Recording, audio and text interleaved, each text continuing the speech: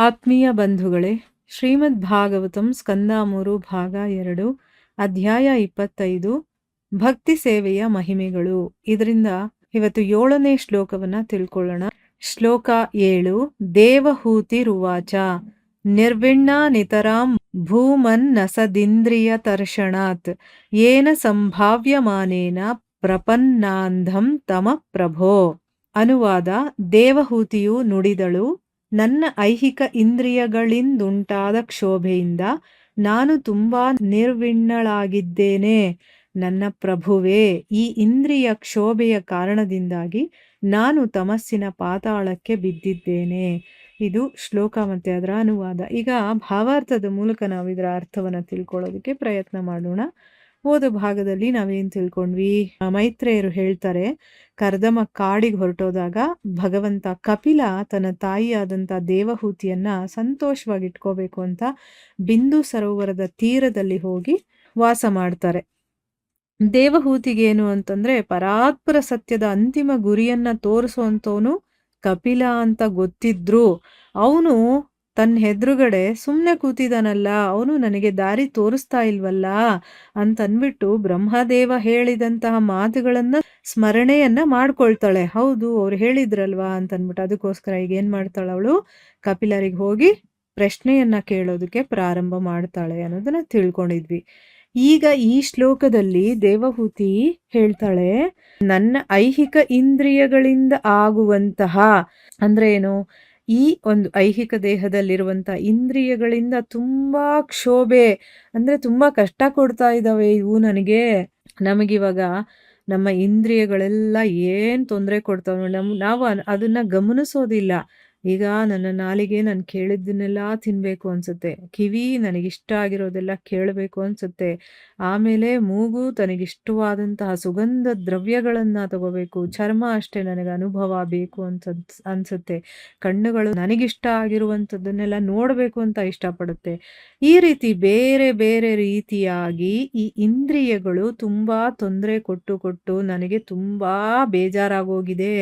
ಅಂದ್ರೆ ಏನೋ ಒಂದು ತೊಂದರೆ, ಏನೋ ಒಂದು ಹಿಂಸೆ ಇದೆಲ್ಲ ಆದಾಗ, ಈಗ ನೋಡಿ ಅರ್ಜುನ ಮೋಹಕ್ಕೆ ಒಳಗಾದ, ಅವನು ಕೂಡ ಕ್ಷೋಭೆಗೊಂಡ, ಅದರಿಂದಾಗಿ ಅವನು ಭಗವಂತನ ಹತ್ರ ಹೋಗ್ಬಿಟ್ಟು ನಾನು ಮಾಡೋದಿಲ್ಲ ಯುದ್ಧ ಅಂತ ಹೇಳ್ತಾನೆ. ಹೀಗೆ ಎಲ್ಲಾನು ಕೂಡ ಒಂದು ಪ್ರಶ್ನೆಯಿಂದ ಪ್ರಾರಂಭ ಆಗುತ್ತೆ. ಅಂದ್ರೆ ಏನೋ ನಮಗೆ ಗೊತ್ತಿರೋದಿಲ್ಲ, ಏನೋ ಒಂದು ಮನಸ್ಸಿಗೆ ತೊಂದರೆ ಆಗಿರುತ್ತೆ, ಅದರಿಂದ ನಾವೇನು ಮಾಡ್ತೀವಿ, ಏನೋ ಒಂದು ಪ್ರಶ್ನೆ ಮಾಡ್ತೀವಿ, ಅಥವಾ ನಮ್ಮ ದುಃಖವನ್ನ ತೋಡ್ಕೊಂಡಾಗ ಅದರಿಂದ ನಮಗೆ ಜ್ಞಾನ ಅನ್ನೋದು, ತಿಳುವಳಿಕೆ ಅನ್ನೋದನ್ನ ತಿಳ್ಕೊಳ್ಳೋದಕ್ಕೆ ಸಾಧ್ಯ ಆಗುತ್ತೆ.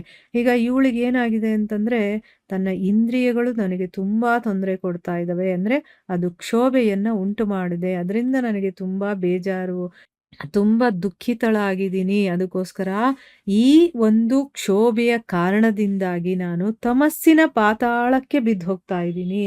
ಈಗ ಇಂದ್ರಿಯಗಳು ಹೇಳಿದಾಗೆಲ್ಲ ನಾವು ಕೇಳ್ತಾ ಹೋದ್ರೆ ಏನ್ ಮಾಡುತ್ತದು, ನಮ್ಮನ್ನ ಇನ್ನೂ ಒಂದಷ್ಟು ಕೆಳಮಟ್ಟಕ್ಕೆ ತಳ್ತಾ ಇರುತ್ತೆ ಅಲ್ವಾ. ಈ ಐಹಿಕ ಪ್ರಪಂಚದ ವಿಷಯಗಳನ್ನೇ ಕೇಳಬೇಕು ಅಂತ ಅದು ಇಷ್ಟಪಡುತ್ತೆ. ಆವಾಗ ನಾವು ಕೇಳಲ್ಲ ಅಂದ್ರೆ ಅದು ಬಿಡೋದಿಲ್ಲ, ನಮ್ಮನ್ನ ಎಳ್ಕೊಂಡು ಹೋಗಿ ಅದನ್ನ ಕೇಳೋ ಹಾಗೆ ಮಾಡುತ್ತೆ. ನೋಡೋದನ್ನು ಅಷ್ಟೇನೆ, ಅದು ಏನು ಇಷ್ಟಪಡುತ್ತೋ ಅದನ್ನ ನೋಡಬೇಕು, ನಾವು ಹೇಳಿದಾಗ ಅದು ಕೇಳಲ್ಲ. ಈ ರೀತಿಯೆಲ್ಲ ಆಗಿ ಆಗಿ ಆಗಿ ನಾನು ಪಾತಾಳಕ್ಕೆ ಬಿದ್ಬಿಟ್ಟಿದ್ದೀನಿ ಅಂತ ಹೇಳ್ತಾ ಇದ್ದಾಳೆ. ಈಗ ಒಂದು ವಿಷಯ ನೋಡಿ, ಅವಳು ಎಷ್ಟೆಲ್ಲ ಸಾಧನೆ ಮಾಡ್ತಾಳೆ, ಆ ತಪಸ್ವಿ ಮುನಿಗಳಿರ್ತಾರಲ್ಲ ಅವರು ಎಷ್ಟು ಸೇವೆ ಮಾಡ್ತಾರೆ, ಅದೆಲ್ಲ ಮಾಡಿ ನಾನು ಪಾತಾಳಕ್ಕೆ ಬಿದ್ದಿದ್ದೀನಿ ಅಂತ ಹೇಳ್ತಾ ಇದ್ದಾಳೆ. ಇನ್ನು ನಾವು 3 ಹೊತ್ತು ನಾವು ಐಹಿಕದಲ್ಲೇ ಮುಳುಗಿರ್ತೀವಿ, ಎಲ್ಲೋ ಒಂದು 5 ನಿಮಿಷ 10 ನಿಮಿಷ ನಾವು ಭಗವಂತನ ವಿಚಾರವನ್ನ ಕೇಳೋದು. ಇನ್ನು ನಾವೆಷ್ಟು ಪಾತಾಳದಲ್ಲಿದ್ದೀವಿ ಅಂತ ನಾವು ತಿಳ್ಕೋಬೇಕು. ನಾವೇನು ಅನ್ಕೋತೀವಿ, ಓ ನಾನು ಭಕ್ತಿ ಮಾಡ್ತಾ ಇದ್ದೀನಿ, ನಾನೇನೋ ಇದು ಓದ್ಬಿಡ್ತಾ ಇದ್ದೀನಿ, ಅದು ತಿಳ್ಕೊಂಬಿಡ್ತಾ ಇದ್ದೀನಿ, ದೇವಸ್ಥಾನಕ್ಕೆ ಹೋಗ್ತೀನಿ, ಭಜನೆ ಮಾಡ್ತೀನಿ, ಸಹಸ್ರನಾಮಗಳನ್ನು ಪಠನೆ ಮಾಡ್ತೀನಿ, ನನಗೆಲ್ಲ ಗೊತ್ತು, ನಾನು ಎಲ್ಲೋ ಇದ್ದೀನಿ ಅಂತ ಅನ್ಕೊಂಬಿಟ್ಟಿದ್ದೀವಿ. ಆದರೆ ನಿಜವಾಗಲೂ ನಾವಿರೋದು ಪಾತಾಳದಲ್ಲೇ. ಇನ್ನು ಅಲ್ಲಿಂದ ನಾವು ಮೇಲಕ್ಕೆ ಬರಬೇಕು, ಆಯ್ತಾ. ಇವಳು ಅಷ್ಟು ವರ್ಷಗಳ ಕಾಲ ತಪಸ್ ಮಾಡಿ ಆ ಭಗವಂತನನ್ನೇ ತನ್ನ ಮಗನಾಗಿ ಪಡೆದಿದ್ರೂ ಕೂಡ, ಅಂಥ ಮುನಿಯನ್ನ ತನ್ನ ಪತಿಯಾಗಿ ಪಡೆದಿದ್ರೂ ಕೂಡ, ಅಷ್ಟೆಲ್ಲ ಮಾಡಿನು ನಾನು ಇಂದ್ರಿಯಗಳ ಕ್ಷೋಭೆಯಿಂದ ತಮಸ್ಸಿನ ಪಾತಾಳದಲ್ಲಿ ಬಿದ್ದಿದ್ದೀನಿ ಅಂತ ಹೇಳ್ತಾ ಇದ್ದಾಳೆ. ನೋಡಿ, ನಾವೇನಾದ್ರೂ ಕಲಿಬೇಕು ಅಂತಂದ್ರೆ ನನಗೇನು ಗೊತ್ತಿಲ್ಲ ಅಂತ ನಮ್ಮ ತಲೆ ಖಾಲಿ ಮಾಡ್ಕೊಂಡು ಹೋಗಿ ಕೇಳಿದಾಗ್ಲೇ ಆ ಒಂದು ವಿಚಾರ ನಮ್ಮ ತಲೆ ಒಳಗಡೆ ಹೋಗೋದು. ಆಲ್ರೆಡಿ ನಮ್ಮ ತಲೆಯಲ್ಲಿ ತುಂಬ್ಕೊಂಡು ಹೋದ್ರೆ ನಮ್ಗೇನು ಸಿಗೋದಿಲ್ಲ ಅನ್ನೋದು ಕೂಡ ಇಲ್ಲಿ ನಮ್ಗೆ ಅರ್ಥ ಆಗುತ್ತೆ. ಈಗ ಭಾವಾರ್ಥದಲ್ಲಿ ಗುರುಗಳೇನು ಹೇಳಿದ್ದಾರೆ ಇದರ ಬಗ್ಗೆ ಅಂತ ತಿಳ್ಕೊಳ್ಳೋಣ. ಇಲ್ಲಿ ಅಸದಿಂದ್ರಿಯ ತರ್ಪಣಾತ್ ಎಂಬ ಪದ ಔಚಿತ್ಯಪೂರ್ಣವಾಗಿದೆ. ಅಸತ್ ಎಂದರೆ ಅಶಾಶ್ವತವಾದದ್ದು, ತಾತ್ಕಾಲಿಕವಾದದ್ದು, ಇಂದ್ರಿಯ ಎಂದರೆ ಇಂದ್ರಿಯಗಳು ಎಂದು ಅರ್ಥ. ಹೀಗಾಗಿ ಅಸದ್ ಇಂದ್ರಿಯ ತರ್ಪಣಾತ್ ಎಂದರೆ ತಾತ್ಕಾಲಿಕವಾಗಿ ಅಭಿವ್ಯಕ್ತವಾದ ಐಹಿಕ ದೇಹದ ಇಂದ್ರಿಯಗಳಿಂದ ಕ್ಷೋಭೆಗೊಂಡಿದ್ದರಿಂದ ಎಂದು ಅರ್ಥ. ಐಹಿಕ ಶಾರೀರಿಕ ಅಸ್ತಿತ್ವದ ವಿವಿಧ ಸ್ಥಾನಗಳ ಮೂಲಕ ನಾವು ವಿಕಾಸಗೊಳ್ಳುತ್ತಿದ್ದೇವೆ. ಕೆಲವೊಮ್ಮೆ ಮನುಷ್ಯ ಶರೀರದಲ್ಲಿ, ಕೆಲವೊಮ್ಮೆ ಪಶು ಶರೀರದಲ್ಲಿ. ಆದ್ದರಿಂದ ನಮ್ಮ ಐಹಿಕ ಇಂದ್ರಿಯಗಳ ಕಾರ್ಯಮಗ್ನತೆಯೂ ಬದಲಾಗುತ್ತಿರುತ್ತದೆ. ಬದಲಾಗುವ ಯಾವುದನ್ನೇ ಆದರೂ ತಾತ್ಕಾಲಿಕ ಅಂದರೆ ಅಸತ್ ಎಂದು ಕರೆಯಲಾಗಿದೆ. ಈ ತಾತ್ಕಾಲಿಕ ಇಂದ್ರಿಯಗಳ ಆಚೆಗೆ ನಮ್ಮ ಶಾಶ್ವತ ಇಂದ್ರಿಯಗಳಿವೆ. ಅವು ಈಗ ಐಹಿಕ ದೇಹದಿಂದ ಆವೃತವಾಗಿವೆ ಎಂಬುದನ್ನು ನಾವು ತಿಳಿಯಲೇಬೇಕು. ಇಲ್ಲಿ ಸ್ವಲ್ಪ ವಿಚಾರಗಳನ್ನ ಹೇಳ್ತಾ ಇದ್ದಾರೆ, ನಾವು ಅರ್ಥ ಮಾಡ್ಕೊಳ್ಳೋದಕ್ಕೆ ಪ್ರಯತ್ನ ಮಾಡಬೇಕು. ಇಲ್ಲಿ ಅಸತ್ ಇಂದ್ರಿಯ ತರ್ಪಣ ಅನ್ನುವಂಥ ಪದ ಪ್ರಯೋಗ ಮಾಡಿದ್ದಾರೆ. ಅಸತ್ ಅಂದ್ರೆ ಏನು? ಅಶಾಶ್ವತ, ತಾತ್ಕಾಲಿಕವಾಗಿರುವಂಥದ್ದು, ಅಂದ್ರೆ ಇವತ್ತಿರತ್ತೆ ನಾಳೆ ಇರೋದಿಲ್ಲ ಅಂತ ಅರ್ಥ. ಇಂದ್ರಿಯ ಅಂದ್ರೆ ಇಂದ್ರಿಯಗಳು. ಹೀಗಾಗಿ ಅಸದಿಂದ್ರಿಯ ತರ್ಪಣ ಅಂತಂದ್ರೆ ಏನರ್ಥ? ತಾತ್ಕಾಲಿಕವಾಗಿ ಅಭಿವ್ಯಕ್ತವಾದ, ಅಂದ್ರೆ ತಾತ್ಕಾಲಿಕವಾಗಿ ಇರುವಂತ ಐಹಿಕ ದೇಹದ ಇಂದ್ರಿಯಗಳಿದೆಯಲ್ಲ, ಅದರಿಂದ ನಾನು ಕ್ಷೋಭೆಗೊಂಡಿದ್ದೀನಿ ಅಂತ ಹೇಳ್ತಾ ಇದ್ದಾಳೆ. ಅಂದ್ರೆ ಅರ್ಥ ಏನು? ಇದು ಇವತ್ತಿರತ್ತೆ ನಾಳೆ ಹೋಗುತ್ತೆ. ಈ ಐಹಿಕ ಶರೀರ ಇದೆಯಲ್ಲ, ಇದರ ಅಸ್ತಿತ್ವ ಏನು ಅಂತಂದ್ರೆ ಒಂದ್ಸರಿ ಇಲ್ಲಿರುತ್ತೆ. ಮೊದಲು ನಾವು ಕೀಟವಾಗಿರ್ತೀವಿ, ಅದರಿಂದ ಆಮೇಲೆ ಸ್ವಲ್ಪ ಚಿಟ್ಟೆ, ಅದರಿಂದ ಸ್ವಲ್ಪ ಆಮೇಲೆ ಇನ್ನೊಂದು ಸ್ವಲ್ಪ ದೊಡ್ಡ ಪ್ರಾಣಿ, ದೊಡ್ಡ ಒಂದು ಕೀಟ, ಆದ್ರಿಂದ ಒಂದು ಪಕ್ಷಿ ಜನ್ಮಕ್ಕೆ ಬರ್ತೀವಿ, ಅಲ್ಲಿಂದ ನಾವು ಒಂದು ಪ್ರಾಣಿ ಜನ್ಮಕ್ಕೆ, ಹೀಗೆ ಆ ಒಂದು ಶರೀರ ಚೇಂಜ್ ಆಗ್ತಾ ಇರುತ್ತೆ. ಅದರಿಂದ ಏನಾಗುತ್ತೆ? ನಮ್ಮ ಐಹಿಕ ಇಂದ್ರಿಯಗಳ ಕೆಲಸ ಕೂಡ ಬದಲಾಗ್ತಾನೆ ಇರುತ್ತೆ. ಈಗ ನಾವು ಮಾಡುವಂತ ಇಂದ್ರಿಯಗಳು, ನಾನು ಈಗ ಮನುಷ್ಯ ಶರೀರದಲ್ಲಿ ಮಾಡೋ ಹಾಗೆ ಒಂದು ಕೀಟದ ಶರೀರದಲ್ಲಿ ಮಾಡೋದಕ್ಕಾಗೋದಿಲ್ಲ. ಒಂದು ಪಕ್ಷಿಯ ಶರೀರದಲ್ಲಿದ್ದಾಗ ನಾನೇನ್ ಕೆಲ್ಸಗಳು ಯಾವ ರೀತಿ ನನ್ನ ಇಂದ್ರಿಯಗಳ ಕೆಲಸ ಮಾಡುತ್ತೋ ಅದೇ ರೀತಿ ಪ್ರಾಣಿಯ ಶರೀರದಲ್ಲಿ ನಾನು ಮಾಡೋದಕ್ಕಾಗಲ್ಲ. ಅಂದ್ರೆ ಅದು ಬದಲಾಗ್ತಾ ಇರುತ್ತೆ ಅಲ್ವಾ? ಆ ಬದಲಾಗುವ ಯಾವುದನ್ನೇ ಆದ್ರೂ ಕೂಡ ತಾತ್ಕಾಲಿಕ ಅಥವಾ ಅಸತ್ ಅಂತ ಕರೆಯೋದು. ಅದಕ್ಕೆ ಬದಲಾವಣೆ ಅನ್ನೋದು ಇರುತ್ತೆ. ಈ ಒಂದು ತಾತ್ಕಾಲಿಕ ಇಂದ್ರಿಯದ ಆಚೆ ನಮ್ಮ ಶಾಶ್ವತ ಇಂದ್ರಿಯಗಳಿದೆ ಅಂತ ಹೇಳ್ತಾರೆ. ಅಂದ್ರೆ ಏನು? ಅದು ಯಾವತ್ತೂ ಬದಲಾಗದೆ ಇರುವಂಥದ್ದು, ಆ ಥರದ್ದಿರುತ್ತೆ. ಆದ್ರೆ ಈಗ ಏನಾಗಿದೆ ಅಂದ್ರೆ ಈ ಐಹಿಕ ದೇಹದಿಂದ ಆವೃತವಾಗಿದೆ ಅನ್ನೋದನ್ನ ನಾವು ತಿಳ್ಕೋಬೇಕು. ನಮಗೆ ಶಾಶ್ವತವಾದ ಇಂದ್ರಿಯಗಳೂ ಇರುತ್ತೆ. ಈಗ ದಿವ್ಯ ದೃಷ್ಟಿಯನ್ನ ಕೊಡ್ತೀನಿ ನೋಡು, ಅದರಿಂದ ಕಾಣಿಸುತ್ತೆ ನನ್ನ ಒಂದು ವಿರಾಟ್ ರೂಪ ಅಂತಾನೆ. ದಿವ್ಯ ದೃಷ್ಟಿ ಅಂದ್ರೆ ದಿವ್ಯ ಚಕ್ಷುವನ್ನ ಕೊಡ್ತೀನಿ ಅಂದ್ರೆ ಅದು ಬೇರೆ ಕಣ್ಣು, ಈ ಐಹಿಕ ಪ್ರಪಂಚದ ಕಣ್ಣಲ್ಲ, ಅದು ಬೇರೆ ಕಣ್ಣು. ಅದನ್ನ ದಿವ್ಯವಾದ ಕಣ್ಣು ಅಂತ ಹೇಳ್ತೀವಿ. ಅಂದ್ರೆ ಅದು ಶಾಶ್ವತವಾಗಿರುವಂಥದ್ದು. ಅಂಥ ಇಂದ್ರಿಯಗಳು ನಮ್ಮ ಒಳಗಡೆ ಇದಾವೆ, ಆದ್ರೆ ಅದು ಈ ಐಹಿಕ ದೇಹದಿಂದ ಆವೃತವಾಗ್ಬಿಟ್ಟಿದೆ ಅಂತ ತಿಳ್ಕೋಬೇಕು. ಶಾಶ್ವತ ಇಂದ್ರಿಯಗಳು ಜಡದಿಂದ ಕಲುಷಿತವಾಗಿ ಸಮರ್ಪಕವಾಗಿ ವರ್ತಿಸುತ್ತಿಲ್ಲ. ಆದ್ದರಿಂದ ಭಕ್ತಿ ಸೇವೆಯು ಈ ಕಾಲುಷ್ಯದಿಂದ ಇಂದ್ರಿಯ ವಿಮೋಚನೆಯನ್ನು ಒಳಗೊಂಡಿದೆ. ಕಾಲುಷ್ಯವು ಸಂಪೂರ್ಣವಾಗಿ ನಿರಸ್ತವಾಗಿ ಇಂದ್ರಿಯಗಳು ಶುದ್ಧ ಕೃಷ್ಣ ಪ್ರಜ್ಞೆಯ ಪಾವಿತ್ರ್ಯದಲ್ಲಿ ಪ್ರವರ್ತಿಸಿದಾಗ ನಾವು ಸದ್ಇಂದ್ರಿಯ ಅಂದ್ರೆ ಶಾಶ್ವತ ಇಂದ್ರಿಯ ಕಾರ್ಯಗಳನ್ನೂ ತಲುಪುತ್ತೇವೆ. ಶಾಶ್ವತ ಇಂದ್ರಿಯ ಕಾರ್ಯಗಳನ್ನು ಭಕ್ತಿ ಸೇವೆ ಎಂದು ಕರೆಯಲಾಗಿದೆ. ನೋಡಿ, ಇವಾಗ ನಮ್ಮ ಶರೀರದಲ್ಲಿ ಏನು ಈಗ ಕಾಣಿಸ್ತಾ ಇದೆಯೋ ಈ ಇಂದ್ರಿಯಗಳು ಕೆಲಸ ಮಾಡೋದು ಮನಸ್ಸಿನ ಮುಖಾಂತರವಾಗೇನೆ ಅಲ್ವಾ? ಈಗ ಈ ಒಂದು ಜಡದಲ್ಲಿ ಶಾಶ್ವತವಾಗಿಲ್ಲದೆ ಇರುವಂತಹ ಇಂದ್ರಿಯಗಳಿದೆ. ಅದರಿಂದ ನಾವು ಕೆಲಸಗಳನ್ನ ಮಾಡೋದಕ್ಕಾಗೋದಿಲ್ಲ. ಯಾಕಂದ್ರೆ ಅದು ತನ್ನ ಕೆಲಸ ಈ ಐಹಿಕವನ್ನ ಇಷ್ಟಪಡುತ್ತದೋ, ಅದಕ್ಕೋಸ್ಕರ ಅದು ಆ ಕಡೆನೇ ಎಳ್ಕೊಂಡು ಹೋಗ್ತಾ ಇರುತ್ತೆ. ಆದ್ರೆ ಇದರ ಒಳಗಡೆನೆ ಶಾಶ್ವತ ಇಂದ್ರಿಯಗಳೂ ಇದೆ. ಆದ್ರೆ ಅದು ಜಡದಿಂದ ಕಲುಷಿತವಾಗಿರೋದ್ರಿಂದ, ಅಂದ್ರೆ ಜಡ ಅದಕ್ಕೆ ಆವರಿಸ್ಕೊಂಡಿರೋದ್ರಿಂದ ಅದು ಕೆಟ್ಟ ಹೋಗಿದೆ. ಅದಕ್ಕೋಸ್ಕರ ಏನಾಗುತ್ತೆ? ಸರಿಯಾಗದು ಕೆಲಸ ಮಾಡ್ತಾ ಇಲ್ಲ. ಅದಕ್ಕೋಸ್ಕರ ನಾವೇನ್ ಮಾಡ್ಬೇಕು, ಈಗ ನಮಗೆ ಅದು ನೆನಪಿಗೆ ಬರಬೇಕು. ನಾನು ಶಾಶ್ವತ ಅಂದ್ರೆ ಅದು ಶಾಶ್ವತ ಇಂದ್ರಿಯಗಳು. ಅದು ಇರೋದು ಭಗವಂತನ ಸೇವೆಗೋಸ್ಕರ ಅಂತನ್ಬಿಟ್ಟು. ಅದನ್ನ ಏನ್ ಮಾಡ್ಬೇಕೀಗ? ಕಲುಷಿತವನ್ನ, ಕೊಳಕನ್ನ ತೆಗೀಬೇಕು.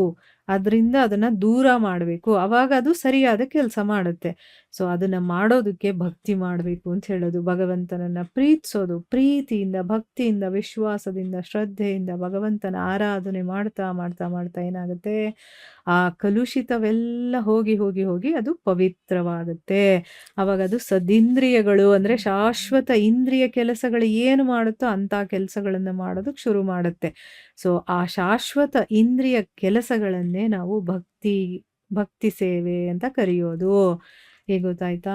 ಈ ಇಂದ್ರಿಯಗಳಲ್ಲೇ ನಾವು ಒಳ್ಳೆಯ ಕೆಲಸಗಳನ್ನ ಮಾಡ್ತಾ, ಮಾಡ್ತಾ, ಮಾಡ್ತಾ ಹೋದಾಗ ಅದು ಶಾಶ್ವತ ಇಂದ್ರಿಯಗಳಾಗಿ ಪರಿವರ್ತನೆಗೊಳ್ಳುತ್ತೆ. ಅಂದ್ರೆ ಅದು ಆಲ್ರೆಡಿ ಶಾಶ್ವತವಾಗೇ ಇರುವಂಥದ್ದು.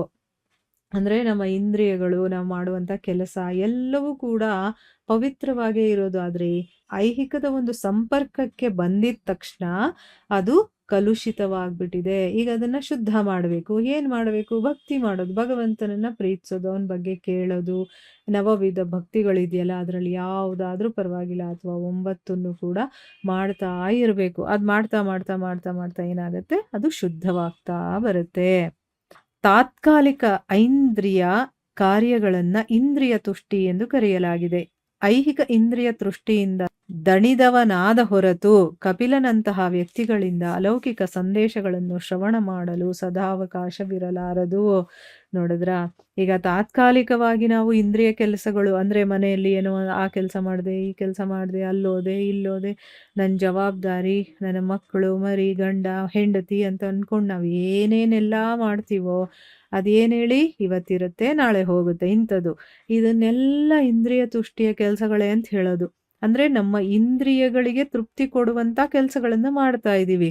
ಈ ಐಹಿಕ ಇಂದ್ರಿಯ ತುಷ್ಟಿಯಿಂದ ಅಂದ್ರೆ ಅಯ್ಯೋ ಎಷ್ಟು ಮಾಡಿದ್ರೂ ಅಷ್ಟೇ, ಇದು ನನಗೇನೂ ಮಾಡೋದಿಲ್ಲ, ನಾನು ಬೇರೆ ಏನೋ ಮಾಡ್ಬೇಕು ಅಂದ್ರೆ ಆಧ್ಯಾತ್ಮಿಕದ ಕಡೆ ಹೋಗಬೇಕಪ್ಪ ಅಂತ ಬರ್ಬೇಕು. ಈ ಐಹಿಕ ಸಾಕು ಅಂತ ಅನ್ಸುತ್ತಲ್ಲ, ಅದು ಐಹಿಕ ಇಂದ್ರಿಯ ತುಷ್ಟಿಯಿಂದ ದಣಿವಾದವನು ಅಂತ ಹೇಳೋದು. ಸಾಕಾಗ್ಬಿಟ್ಟಿದೆ ಐಹಿಕ ಪ್ರಪಂಚದ ಕೆಲಸಗಳು, ಕಾರ್ಯಗಳು, ಜವಾಬ್ದಾರಿಗಳು ಅಂತ ಯಾವಾಗ ಅನ್ಸುತ್ತೋ ಆ ದಣಿವಾದವನಿಗೆ ಮಾತ್ರನೇ ಕಪಿಲನಂತಹ ವ್ಯಕ್ತಿಗಳಿಂದ, ಅಂದ್ರೆ ಸ್ವಯಂ ಭಗವಂತನೇ ಕಪಿಲ ಮಹರ್ಷಿಗಳು ಅಥವಾ ಗುರುಗಳು, ಸದ್ಗುರುಗಳಿರ್ತಾರೆ, ಇಂಥವರಿಂದ ನಾವು ಅಲೌಕಿಕ ಸಂದೇಶಗಳನ್ನ ಶ್ರವಣ ಮಾಡೋದಕ್ಕೆ ಅವಕಾಶ ಸಿಗುತ್ತೆ. ಅಲ್ಲಿವರೆಗೂ ಸಿಗೋದಿಲ್ಲ. ಯಾರಿಗೆ ಇನ್ನೂ ಇಂದ್ರಿಯಗಳ ಆಸಕ್ತಿ ಇರುತ್ತೋ, ಲೌಕಿಕ ಜೀವನದ ಆಸಕ್ತಿ ಇರುತ್ತೋ ಅವರಿಗೆ ಇದೆಲ್ಲ ಸಿಗೋದಿಲ್ಲ ಅಂತ. ಈಗ ನಾವು ಕೇಳ್ತಾ ಇದೀವಿ ಇದನ್ನ ಅಂತಂದ್ರೆ ನಾವು ನಿಜವಾಗ್ಲೂ ಆ ಯೋಗ್ಯತೆಯನ್ನ ಸಂಪಾದನೆ ಮಾಡಿದೀವಿ. ಅಷ್ಟು ಯೋಗ್ಯತೆ ಆದ್ರೂ ನಮ್ಗಿದೆ ಅಂತ ಅರ್ಥ ಆಗತ್ತಲ್ವಾ? ಆ ದೇವಹೂತಿ ಏನು ಅಂದ್ರೆ ನಾನು ದಣದು ಹೋಗಿದ್ದೀನಿ, ನನಗ್ ಸಾಕಾಗ್ಬಿಟ್ಟಿದೆ ಅನ್ನೋದನ್ನ ಅವಳು ವ್ಯಕ್ತಪಡಿಸ್ತಾ ಇದ್ದಾಳೆ ಅಲ್ವಾ? ನನಗ್ ಸಾಕಾಗಿದೆ ಇಂದ್ರಿಯ ತುಷ್ಟಿಗಳಿಂದ, ಇದು ನನಗೆ ಯಾವುದು ಬೇಡ ಅನ್ನುವಂತ ಒಂದು ಪರಿಸ್ಥಿತಿಯಲ್ಲಿ ಬಂದಿದ್ದಾಳೆ. ಈಗ ಅವಳ ಪತಿಯು ಮನೆ ಬಿಟ್ಟು ಹೋಗಿದ್ದರಿಂದ ಅವಳು ಭಗವಾನ್ ಕಪಿಲನ ಉಪದೇಶ ಶ್ರವಣದಿಂದ ನೆಮ್ಮದಿ ಪಡೆಯಲು ಬಯಸಿದಳು. ಈಗ ತನಗೆ ಆಧಾರವಾಗಿಂತ ಗಂಡನೂ ಕೂಡ ಮನೆ ಬಿಟ್ಟು ಹೊರಟೋಗಿದ್ದಾನೆ. ಸೊ ಅದಕ್ಕೋಸ್ಕರ ಈಗ ಆ ಭಗವಂತ ಕಪಿಲರ ಉಪದೇಶ ಇದೆಯಲ್ಲ ಅದನ್ನ ಶ್ರವಣ ಮಾಡೋದ್ರಿಂದಾನೇ ನೆಮ್ಮದಿ ಪಡಿಬೇಕು ನಾನು ಅಂತ ಅವಳು ಇಷ್ಟಪಡ್ತಾಳೆ. ಅಂದ್ರೆ ಈ ಇಂದ್ರಿಯಗಳಿಗೆ ಎಷ್ಟು ಕೊಟ್ರು ಸಾಲೋದಿಲ್ಲ, ನನಗೆ ಸಾಕಾಗಿದೆ, ಈಗ ನಿಮ್ಮ ಉಪದೇಶ ನನಗೆ ಬೇಕಾಗಿದೆ ಅಂತ ಅಂದ್ಬಿಟ್ಟು ಇಲ್ಲಿ ಕಪಿಲ ಮಹರ್ಷಿಗಳಿಗೆ ಅವಳು ಕೇಳ್ಕೊಳ್ತಾ ಇದ್ದಾಳೆ. ಮುಂದುವರೆದು ಏನ್ ಹೇಳ್ತಾಳೆ ಅನ್ನೋದನ್ನ ನಾವು ಮುಂದಿನ ಭಾಗದಲ್ಲಿ ತಿಳ್ಕೊಳ್ಳೋಣ. ಹರೇ ಕೃಷ್ಣ.